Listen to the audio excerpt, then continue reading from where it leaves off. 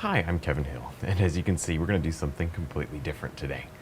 I'm going to do a time lapse, so I went ahead and filmed this before you hear me talking. I'm just watching the video as you're watching it, actually. I'm just kind of giving you my thoughts of the whole painting. So this is acrylic on paper. I just start out with my basic sketch and kind of throw it all in. You guys know how to do this. We do this in the small ones too.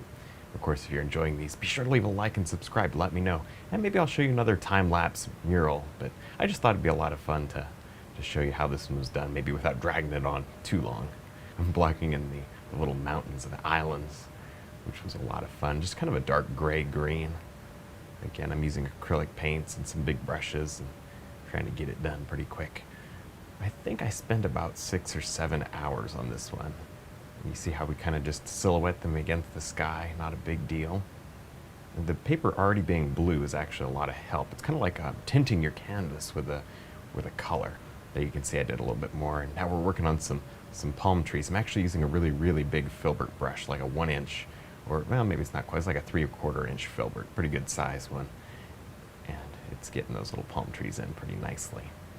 Now here we are working on the eye of the wave, kind of getting some color in there. That's good. Of course, acrylics dry really fast, especially on paper. They just like freeze to the paper, it seems. So the blends were mostly done using dry brush blending techniques, which is a good technique to kind of have in your toolbox to get out. It works even with oil paints if you need to go back and correct something. So kind of something good to note. There, this is a lot of fun. Kind of fun to watch it back, actually. Never get to do this and commentate while we're doing it. But there we're laying in the shadows. I used a little touch of purple in there just to give it some color. And now we're laying on a bit of a highlight, just kind of working on this little wave.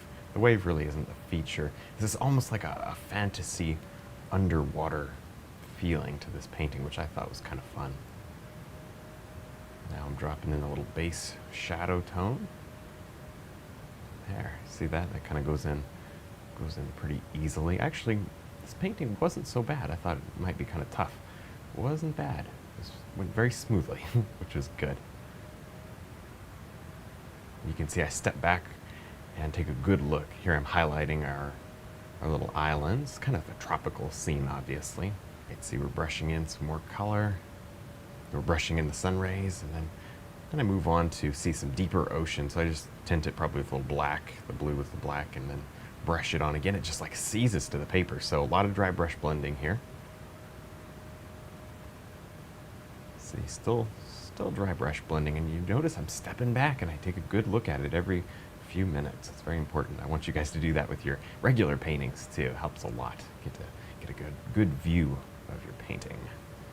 Now we're doing the sand in the kind of in the bottom, and I tried very hard to tint everything with blue down here at the bottom because it'll just give it a better feeling of underwater. You see some rocks went in on the left, and now I'm doing some bigger rocks on the right. And you see where the rocks are kind of going in. And the dark really makes it pop. I love the dark against the light. That's that contrast thing. So some people, when you kind of step out of your comfort zone, discard the rules of nature. But I try not to. I mean, obviously sometimes I do, but I try not to. All right, here comes a sea turtle. Yeah, we're going to do a sea turtle. I've maybe done, I think this is the 3rd one I've done in my life. And I think the other sea turtles that I did were like 5 or 6 years ago. So no practice, just kind of jumped in. I did have a sketch in the very beginning. I don't know if you guys saw me using a piece of paper I was looking at. It was just a pencil drawing, which kind of helped me map it in. And then I just sketched it onto the paper and started going for it. See, I'm kind of shading now. And here goes the highlight. Looks like I got actually some midtones going. That's good. And then some details. And I played around with the sea turtle a little while. Maybe took, I don't know, half an hour on that sea turtle. Maybe. And there comes some highlight. I hope you guys are enjoying seeing this sped up. I think this is kind of a lot of fun. Just gives you a unique way to see kind of how the mural was created, because there's just a little too much footage for a regular video. Now you can see what I'm doing to the head. See how I put that little line? I ended up, there you go, trimming it down and adding more highlight. Looks like I added an eye and a mouth. Then I'm going to go ahead and underpaint these little fish here. See how I did that in white? Kind of cool. Good technique. And here I'm adding tiny little fish, and I guess I didn't care if they were kind of subtle, so I just left them. Looks like we threw some yellow on the fish there, and I have some rock and coral action happening.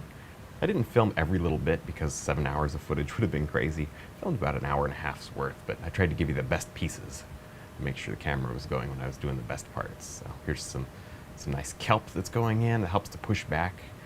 Here's, here's some coral. So all this stuff helps to push everything back into the background, kind of makes the painting fit. You see, it looks like we did a little blue on the sea turtle there that helps to keep him under the water. I actually remember the blue helped it a lot. It was looking kind of out of place before that. Here comes some more coral. Looks like we did some detail to the fish. I'm just painting coral. My legs were sore after this one with all the up and down, but that's okay. It was a lot of fun. Looks like I'm just detailing out some more coral. I'm using that big filbert again. I liked that thing. There's some more. Yeah, more highlight. Just working on, the different subtle shading. Because this is acrylic and it dries so fast, sometimes you have to work an extra minute of blending color, using the dry brush techniques. Make sure you get a lot of variation in there. The oils are easier because they just, you put one color and it automatically creates like 5 or 6 different colors because the painting is wet. So we're not getting that here. So it takes a little longer to get especially the foreground things. And here it is finished. So it looks like we just kind of finished out the coral, and that was about all it took. So I hope you really enjoyed watching this. I had a lot of fun watching it with you and kind of giving you my thoughts as we go. So don't forget to check out our website, our full-length DVDs, and also the brush line. Thanks for watching.